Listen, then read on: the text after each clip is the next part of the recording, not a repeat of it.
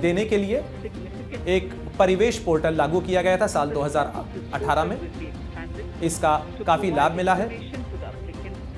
इस पोर्टल का दायरा बढ़ाया जाएगा ताकि जो आवेदक हैं उनकी जगह और उनके लोकेशन के आधार पर इसमें सुविधा मिल सकेगी उन्हें, ताकि सभी 4 अप्रूवल एक ही फॉर्म के जरिए वो हासिल कर सकेंगे और CPC ग्रीन के जरिए उन्हें एक ही पोर्टल से जो तमाम ज़रूरी सुविधाएं वो मिल सकें।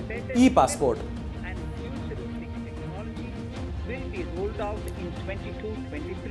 भविष्य की तकनीक के आधार पर ई पासपोर्ट जिसमें ई चिप लगी होगी, जो वो साल 2022-23 में लागू किए जाएंगे, लोगों को मिलना शुरू हो जाएंगे, जिससे लोगों की आवाजाही में सुविधाएं उन्हें मिल सकेंगी। भारत जब अपनी आज़ादी के 100 साल मना रहा होगा तब भारत की आबादी का 50% से ज़्यादा शहरों में रह रहा होगा। शहरी विकास हमारी प्राथमिकता का एक महत्वपूर्ण केंद्र है।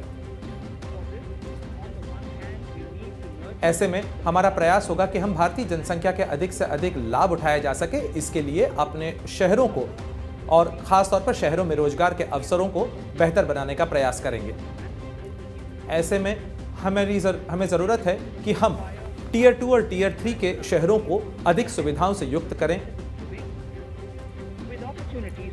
इसके लिए ज़रूरी होगा कि हम अपने शहरों को सतत विकास के लिहाज से और बेहतर सुविधाओं के लिहाज से उनकी कल्पना करें। इसके लिए ये ज़रूरी है कि हम पुराने ढर्रे से अपनी जो व्यवस्थाएं चली आ रही थी उस तरीके से शहरी प्लानिंग को अब आगे न बढ़ाएं।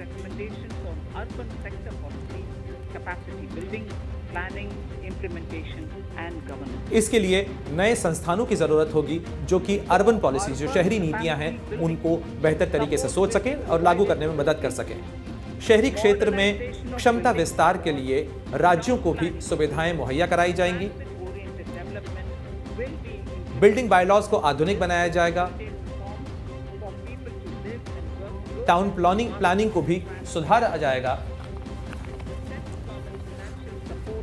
इस तरीके से प्लानिंग की जाएगी ताकि लोग आवाजाही के और परिवहन के जो मास ट्रांजिट सिस्टम्स हैं उनके नज़दीक रह सकें। एक अमृत योजना इसके इम्प्लीमेंटेशन के लिए, इसे लागू करने के लिए लाई जाएगी।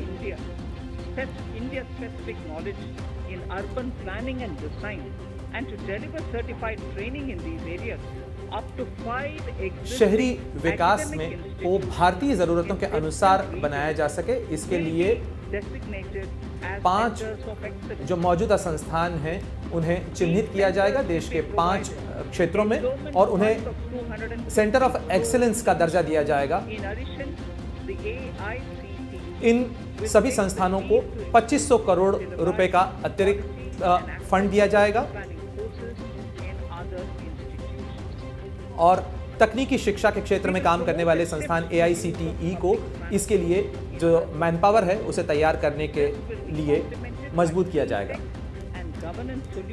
हम शहरी क्षेत्रों में आवाजाही के साधन, परिवहन के साधन बेहतर बनाने का प्रयास करेंगे और इसके अंदर जो है प्रदूषण मुक्त परिवहन के साधनों को प्रोत्साहित किया जाएगा।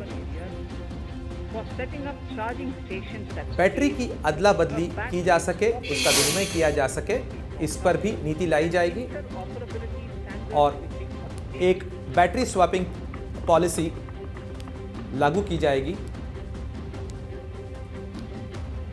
इसका पूरा ढांचा तैयार किया जाएगा।